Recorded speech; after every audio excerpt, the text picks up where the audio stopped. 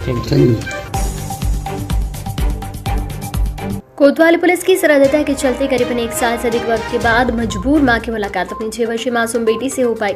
कानून दावपेच के चलते बच्चे के माता पिता अलग रहते थे। अदालत का आदेश था कि मां की बेटी से हर 2 माह में जब जी चाहे मिल सकती है, लेकिन सिवनी के ससुराल पक्ष वाले कभी कोरोना तथा कोई बहाना बनाकर मां बेटी को नहीं मिलने दे रहे थे। पूरा मामला इस प्रकार है कि सिवनी बारापत्थर में रहने वाले विश्वास बता सुशील मालू का विवाह वर्ष 2014 में धारणा ग्राम में हुआ था। विवाह के 1 वर्ष बाद उनकी पत्नी ने एक पुत्री को जन्म दिया। बाद में पारिवारिक विवाद के चलते दोनों की पटरी मेल नहीं खाई और मामला कोर्ट कचहरी में उलझा रहा। बाद में कुटुंब न्यायालय ने दोनों पक्षों की सहमति से अलग अलग रहने का फैसला किया।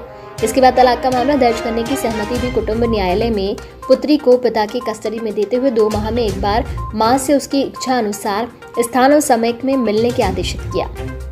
फैसले के बाद से मां से उसकी बेटी को मिलने नहीं दिया जा रहा था, जिसके बाद से पीड़ित मां ने मिलने को तरस रही थी, लेकिन ससुराल पक्ष कभी कोरोना का तो कभी कोई और बहाना बनाकर मिलने नहीं दे रहा था। पीड़ित महिला की ममता अपनी पुत्री को मिलने के लिए तड़प रही थी।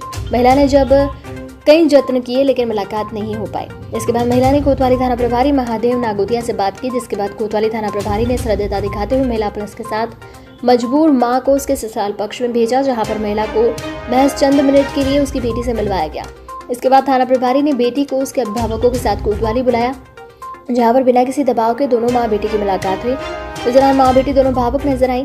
कई बार दोनों की आंखों से अश्रु की धारा भी निकल गई। मुलाकात के दौरान मां ने सिवनी पुलिस स्टाफ और कोतवाली थाना प्रभारी का हृदय से आभार माना। सिवनी से नरेश उर्फ नीलू यादव। और किस कारण से आपको थाना कोतवाली में आना पड़ा? सर, मेरी 2014 में शादी हुई थी। मैं पवार समाज से हूँ और ये हैं जैन समाज। इनके समाज में लड़कियाँ नहीं मिलती, इसलिए गरीब समाज की इन्होंने लड़कियाँ लाए, शादी करके 1 साल तक अच्छे से रखे और उसके बाद एक बच्ची हुई मेरे से।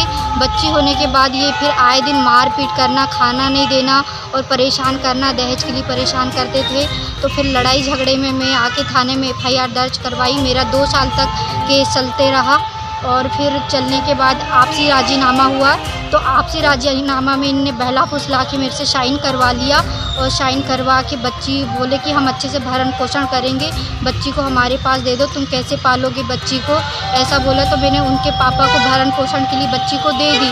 फिर उनने 4 मार्च से जब से लॉकडाउन लगा अभी तक उन्होंने बच्ची को नहीं मिलवाया, 1 साल हो गया। तो फिर मैं बहुत परेशान थी अपनी बच्ची से मिलने।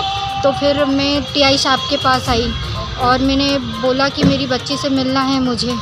तो फिर TI साहब ने मेरे को अपनी बच्ची से मिलवाया और मैं पहले उनके घर जाती थी बच्ची से मिलने। हर एक मैं मतलब 2-2 माह की 1 तारीख को